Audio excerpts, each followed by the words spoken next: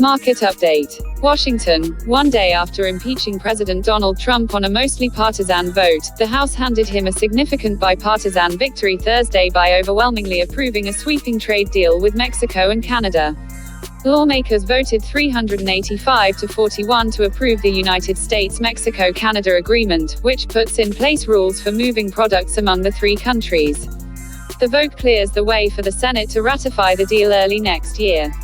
Democrats and Republicans hailed the USMCA pact, a top legislative priority for Trump, as a victory for American farmers and workers and said it could serve as a model for trade agreements. If Trump wants to take credit for it, so be it, said House Speaker Nancy Pelosi, D-Calif. This isn't about him, she said. It's about American workers. Republicans criticized Pelosi for holding up the agreement for nearly 14 months while Democrats negotiated a series of changes with the Trump administration. Minority Leader Kevin McCarthy, R-Calif, contended the delay weakened the administration's hand as it worked to negotiate a separate trade pact with China. "I'm glad today is here," he said before the vote, "but the delay has hurt us."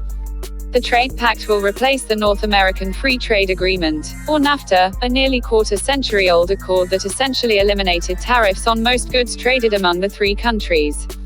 Trump relentlessly ridiculed NAFTA as the worst trade deal ever when he was running for president 3 years ago, arguing it put American workers at a competitive disadvantage.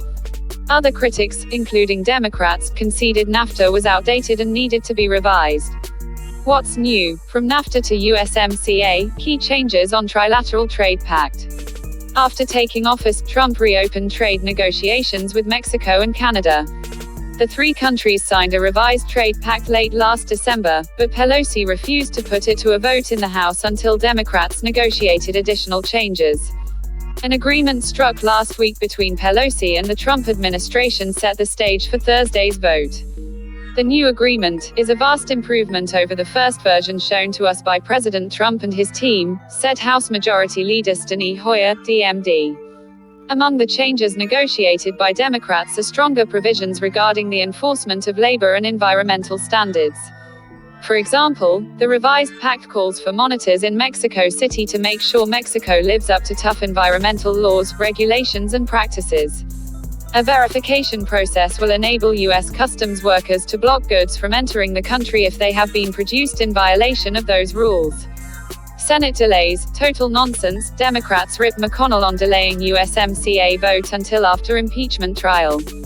The trade agreement gives U.S. farmers greater access to Canada's agriculture market, puts in place a new chapter for dealing with e-commerce, dictates that a higher percentage of autos be made from parts manufactured in North America and requires that at least 40% of vehicle production be done by workers earning at least $16 per hour.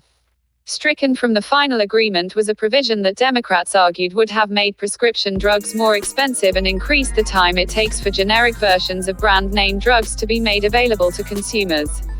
Hoyer called the agreement truly the product of bipartisanship, and said it showed that, even as lawmakers dealt with the divisive issue of impeachment, we are still working hard to deliver on our promise to the American people to focus on economic opportunity.